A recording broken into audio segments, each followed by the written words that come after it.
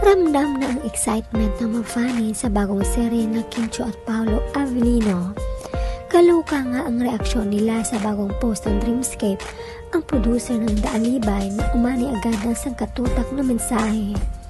Nag-post na sila ng mga photo ng mga kaganapan sa pre-prod na kasama ng mga artista, sina Kim, Paolo, pati na sina John Arcelia, Sam Melby, Sofia Andres, Robbie Jaworski, pati na ang mga direktor na sina Jojo Sagin, Unat Diaz. Quiet now but not for long. Pre-prod with Kim Pao and the team is on a different level. Every details is getting its moment. Ready ka na ba?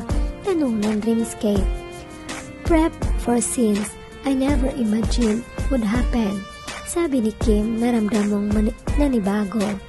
Naluka sa mga nakaranasan niya sa taping nila ni Paolo. #Dalibay, reaksyon pa rin ni Kim na nilagyan ng apat na fire emoji na parang sinasabi nga na naliliyab ang bagong serye nila ni Paolo. Ramdam na ang excitement ng mga fan ng bagong serye.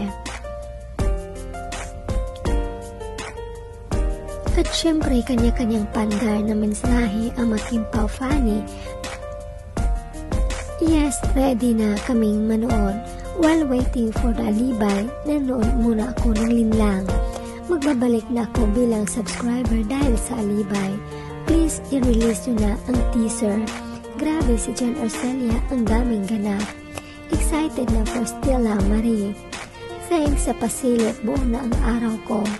Bongga, we are all waiting with so much excitement for our beloved Kim Pao in the new series. #The Alibay.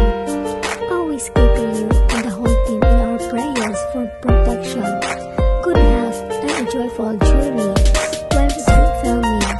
Thank you Dreamscape for giving us to witness Kim Pao's magic.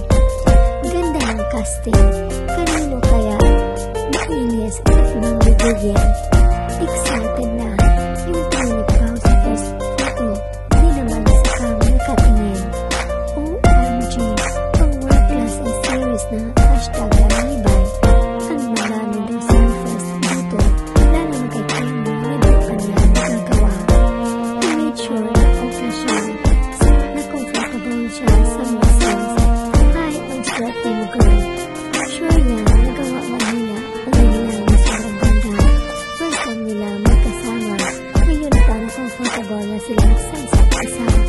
Sure yan, obra na naman yan. Kaka-excite, anyway, mahiling naman ang mga Kim Pao fan na sana ay mag-vlog si Kim. Nag-guest si Paolo at Q&A ang format na lahat ng tanong ng fan ay itatanong ni Kim kay Paolo. Bongga sana kung mangyayari.